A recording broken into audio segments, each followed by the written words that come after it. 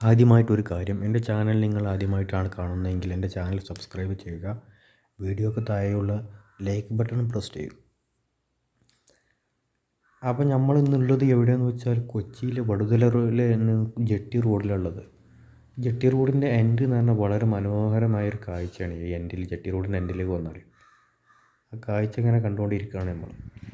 വളരെ മനോഹരമായ കാഴ്ചയാണ്. അവിടെ ഒരു ചേട്ടന് മീൻ പിടിക്കുന്ന ദൃശ്യമൊക്കെ ഇവിടുന്ന് കാണാൻ സാധിക്കുന്നുണ്ട്. ചൂണ്ടയിടുന്ന ഒരു ചേട്ടൻ. കൂടാതെ